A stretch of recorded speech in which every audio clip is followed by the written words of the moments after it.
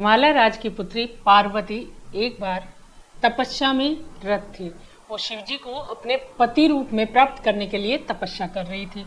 जब उनकी तपस्या का अंतिम समय था, उस समय ब्रह्मा जी ने उनको संकेत दिया कि अब आपको शिवजी पति रूप में प्राप्त हो जाएंगे। एक दिन माता पार्वती चिंतन कर रही थी प्रभु का। उसी समय एक बच्चे की करुण पुकार उसको सुनाई दी। हुआ क्या था कि एक ग्राह उसने बच्चे को पकड़ रखा था।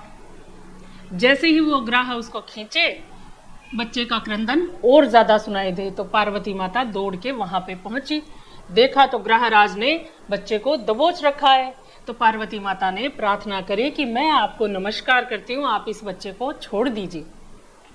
ग्रहराज ने कहा कि विधाता ने हमारे आहार के विषय में ऐसा ही लिखा हुआ है कि हर छठे दिन हमें जो कोई भी मिल जाएगा उसका हमें आहार करना है। तो पार्वती माता ने फिर से कहा कि ये बच्चा है, इसको छोड़ दो, मैं तुम्हें अपनी पूरी तपस्या का फल दे दूंगी। तो ग्रहराज ने कहा कि माता, आप क्या अपनी पूरी तपस्या का फल मुझे दे देंगी? माता ने कहा निसंकोच, मैं अपनी पूरी तपस्या का फल तुम्हें दे दूंगी।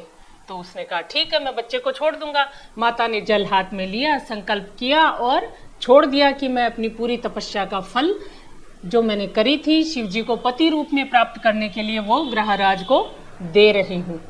जैसे ही तपस्या का फल ग्रहराज को मिला, वो सूर्य की भांति चमकने लग गए।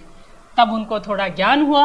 उन्होंने कहा देवी, मैं इस बच्चे को ऐसे ही छोड़ दूंगा, आप अपनी तपस्या का फल वापस ले लीजिए। पार्वती माता ने मना कर दिया कि मैंने एक बार जो संकल्प ले लिया और एक बार जो दान दे दिया उसको वापस नहीं मोड़ूंगी।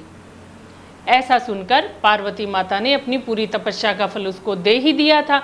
उसने बच्चे को छोड़ दिया और वो भी माता की प्रशंसा करके और चला गया। बच्चे ने भी माँ को बहुत प्यार से देखा और धन्यवाद करते हुए जाने लगा। तो माँ ने उसका खूब लाड दुलार किया और उसको भी भेज दिया। उसके बाद में पार्वती माता बहुत खुश हुई कि मैंने आज एक बच्चे की जान बचाई है, और अपने आश्रम में पहुंचकर पुनः तपस्या का उपक्रम करने लगे। थोड़ा ही समय बीता था कि महादेव प्रकट हो गए और महादेव ने पार्वती से कहा कि कल्याणी, तुम्हारी ये तपस्या पूर्ण हो गई है।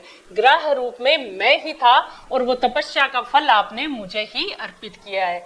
तो आप उठिए, तपस्या से हटिए, आपकी तपस्या सफल हो गई, आपको पति रूप में मैं ही मिलूंगा। इस प्रकार शिवजी ने माता पार्वती को भी परीक्षा लेने से कभी नहीं छोड़ा। जय महादेव, जय माता पार्वती।